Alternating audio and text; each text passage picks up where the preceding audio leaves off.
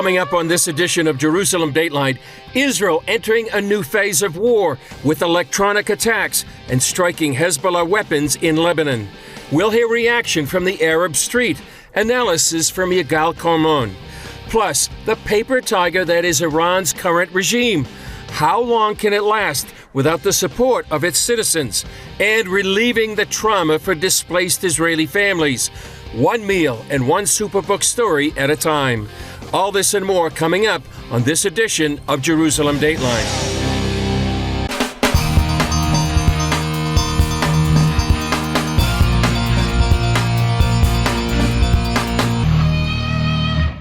Hello and welcome to this edition of Jerusalem Dateline. I'm Chris Mitchell. A United Nations vote this week called on Israel to pull out of biblical lands in Judea, Samaria, and Jerusalem. The move would force millions of Jewish citizens from their homes. Meanwhile, for 2 days in a row, electronic devices belonging to Hamas terrorists exploded across Lebanon, killing dozens. Middle East correspondent Julie Stahl has that story. Communications devices belonging to Hezbollah terrorists blew up in a second day of explosions on Wednesday. This attack targeting walkie-talkies after thousands of pagers were remotely detonated the day before.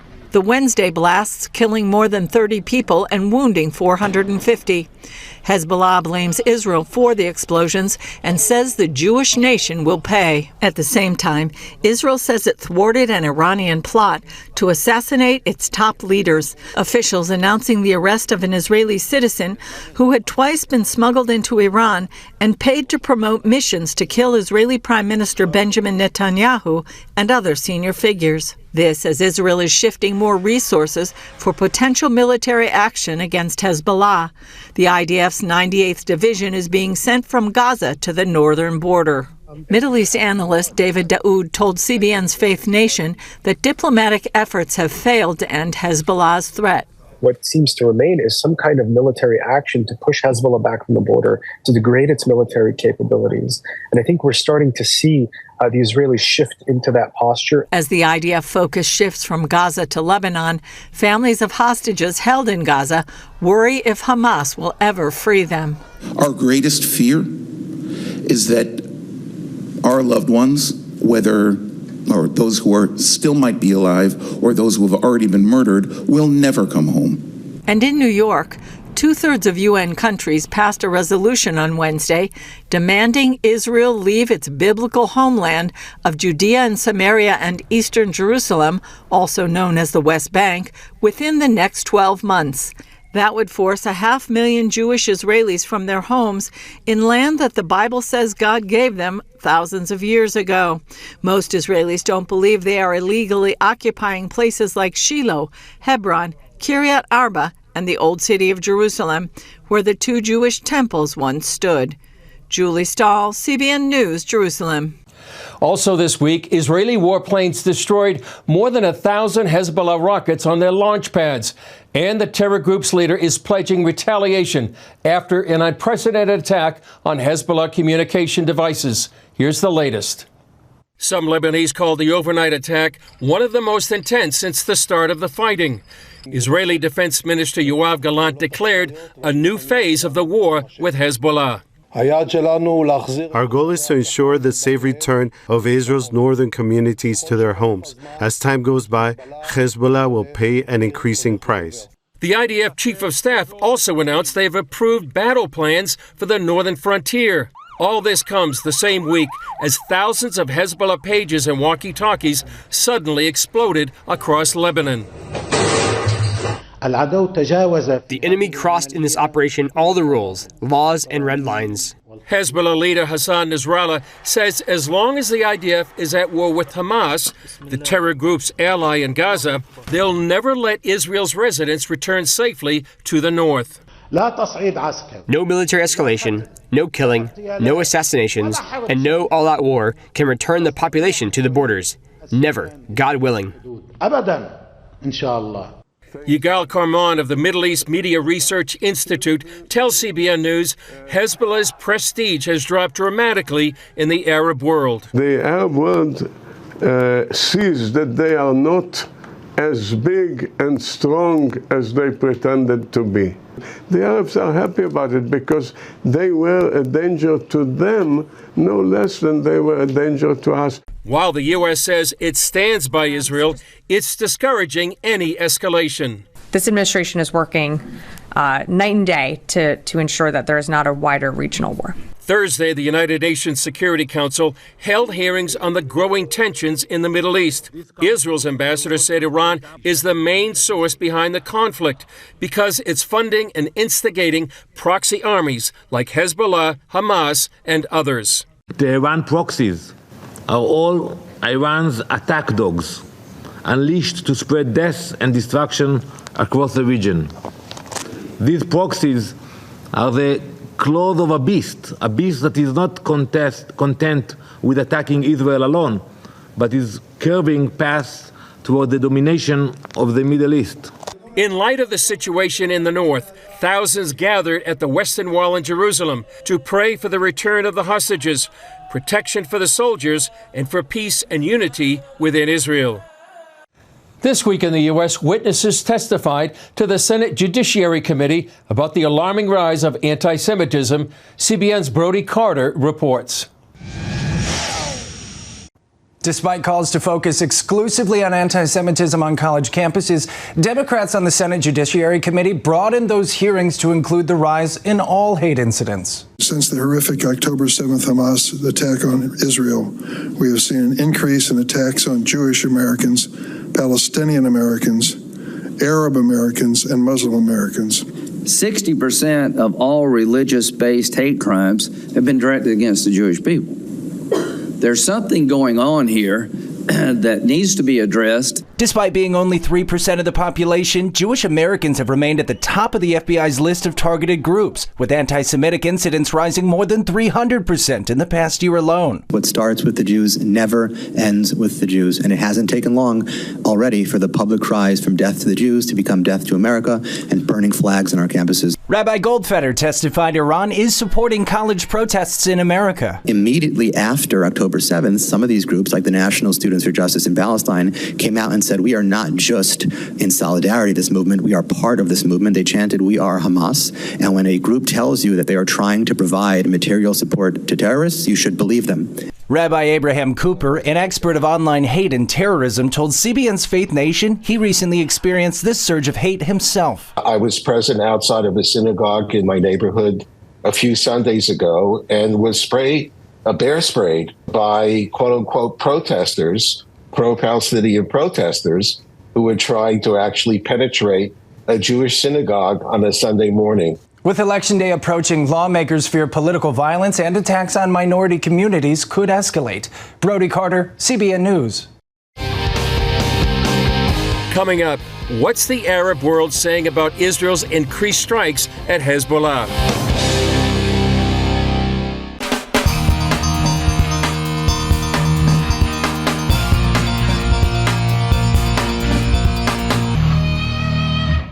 What happened this week to Israel's enemies in Lebanon seemed out of a spy movie. Pages and electronics exploding, they were only in possession of Hezbollah operatives. We spoke with Yigal Carmon, the founder of Memory.org. For decades, Memory has reported on what's being said in the Arab world. Take a look.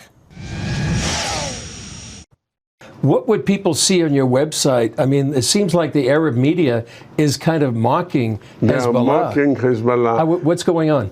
And they also show the fact that people were bombed by surprise by their own equipment is a reason for mocking them for many in the Arab world. I must say, I'm not, as it says in the Bible, when your enemy dies, don't be happy. And I'm not happy about it. I would like them not to be enemies, and not to be hurt. They chose to be enemies. The Arab world sees that they are not as big and strong as they pretended to be. And they pretended to be above the Sunni world. They are just 10% of the world of Islam. And they pretended to be so big, so strong, so against the Saudis, against everybody. Suddenly, they were gone back to their real size. A little thug that tries to scare all the environment. The Arabs are happy about it because they were a danger to them no less than they were a danger to us, to Saudi Arabia, to the UAE. They were under the threat. So, of course, those countries are happy. Yeah. Whether they show it openly or in cartoons, but they are happy because this thug got his slap and is crying now. You have an article on your website about the reaction of the Arab world to what's happened in Lebanon this week. Can you talk about that? Yes, many in the Arab world are, shanda, how great what happened to them. This that happened is one of the most moral things ever. You can see in the pictures, only the terrorist explodes, not one near him. Nothing happens to anyone. Only the guy that holds that pager or whatever else they had. The most direct and limited thing ever. Not one that is not connected to the evil terrorist is hurt. I want to say this story is very hypocritical in the sense that Nasrallah gave a speech yesterday. Israel declared war on us. I mean, what have you done for the last year? The second day, on October 8, you attacked Israel. You caused the northern Galilee to be evacuated. You were proud of it. You stated it in your speeches. We have done this. Look at the Galilee. It's evacuated. And now you say, you declared war on us, Israel? Where were you for the last year? It's so hypocritical that people understand that he got what he should have gotten and maybe not enough. What was the reaction in the Arab world and in the Arab press? Clearly, Hezbollah has many enemies. Hezbollah is in a very problematic situation. Iran doesn't want to come to his help right now. They are collapsing. So this is not the time for Iran to rush to the help of Hezbollah. So they got it from all fronts, from their seemingly allies, Iran, and from whoever did it. Netanyahu said, all we want is to bring our citizens back to their homes in peace. And what does Nasrallah say in his speech? You will not be able to bring them home. A total declaration of a thug, of an enemy, and he doesn't stop. He just goes on with his threats. You will not be able, which means that the war of attrition from his side will continue. Well, it's a great insight, Yigal Karman, and people can see more on your website at memory.org. Thank you. Thank you. Up next, beyond the show of strength, how long can Iran last without the support of its citizens?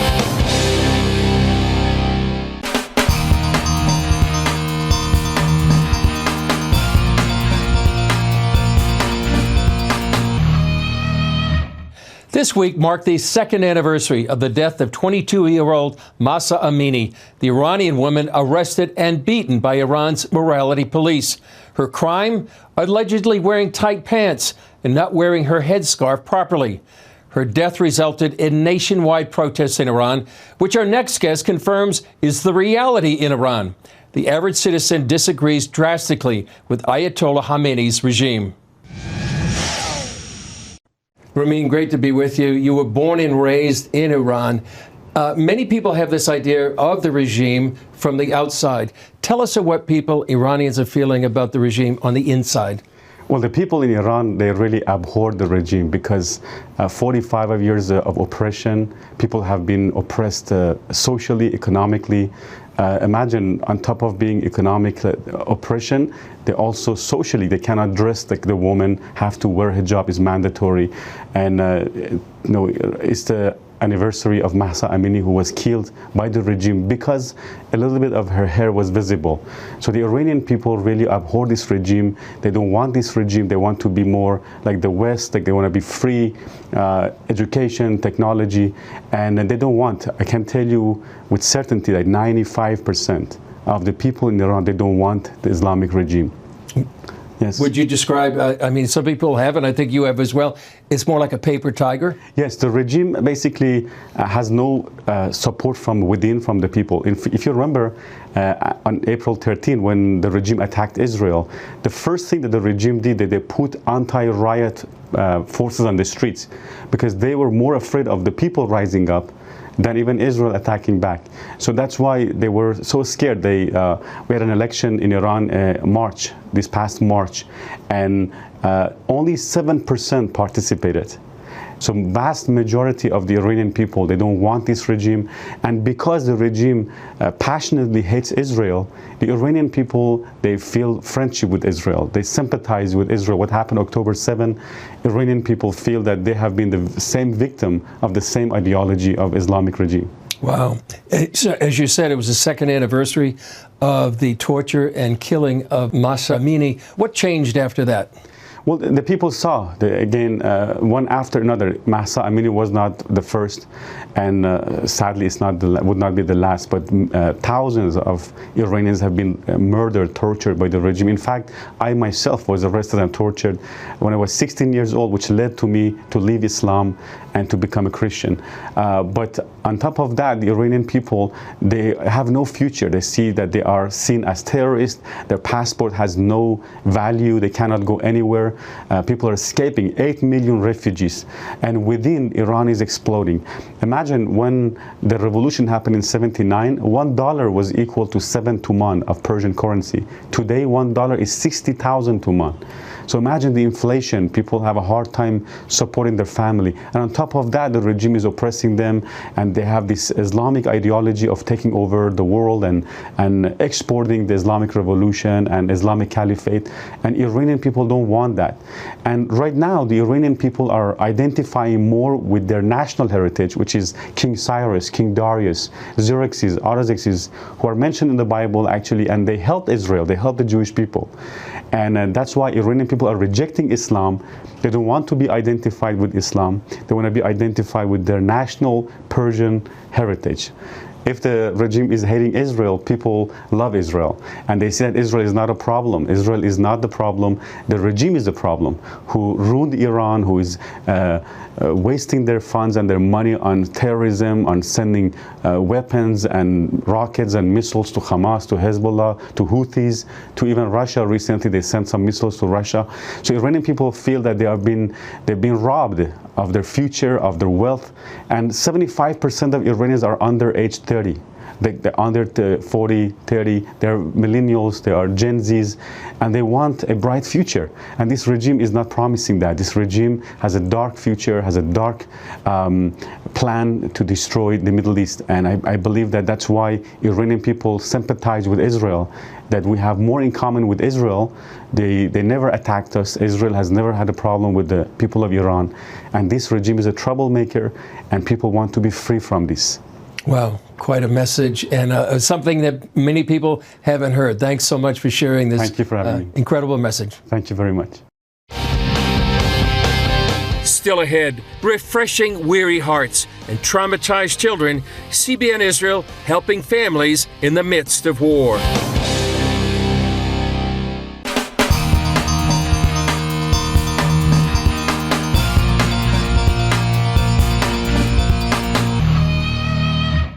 CBN Israel is specializing in trauma and stress relief these days. Thanks to CBN partners, we're helping Israelis who've had to leave their homes. We're bringing food, essential items, and family festivals to lift weary hearts. Take a look. When Israel came under attack on October 7, thousands of Israelis were forced to evacuate their homes. The war, the trauma, and the lack of routine affected everyone, especially the children who were displaced along with their families. What I felt until now was fear, because in Ashkelon, they wouldn't stop shooting. I felt very anxious, and I didn't know what to do. Today, all we think about is fear and war. Missiles non-stop. The attacks kept coming. We are quite used to these situations, but it is very difficult for the children. CBN Israel set out to relieve the trauma and stress for these families. With a mobile food truck that brought meals to displaced people, CBN Israel went throughout the country, meeting evacuees where they were at with food and other essential items. We're thankful for all the help from CBN hosting us here. We can see their logo all around the hotel. To see them here now, it warms my heart that there are people who care for us, who think of ways to make it easier for us in this strange situation, in this dark situation. I really can't express how thankful I am. Words won't be enough for the amount of appreciation I have for your work. With your support, CBN Israel was also able to host families from war zones for fun festivals featuring Superbook at 30 locations across the country. The kids got to play on bouncy castles and enjoy carnival food. CBN Israel gave families vouchers for food and clothing. One of the best things to get out of trauma, to deal with the sadness, especially for kids, is physical activity and movement. It's not the phone screens that kids sit in front of all the time. It's jumping on trampolines, doing sports activities and other fun, active games. We took them out of their rooms so they could have a change of scenery, and it was a big success. The parents wouldn't stop thanking us. This wouldn't have been possible without CBN and Superbook. Thanks to you, hundreds of families were able to experience joy and happiness again after difficult months of trauma and their uncertain future. You brought us here. For all those who donated, we really don't know how to thank you. It is changing the lives of these children. I just want to thank everyone. Thank you so much for all your help and support. I love you. It's a great story and making a difference. Well, that's all for this edition of Jerusalem Dateline. Thanks for joining us. Remember to follow us on social media, and you can also access CBN content through our CBN apps. And be sure to sign up for our email blasts for information on breaking stories. And please keep praying for Israel and IDF soldiers in this crucial and defining moment. I'm Chris Mitchell. We'll see you next time on Jerusalem Dateline.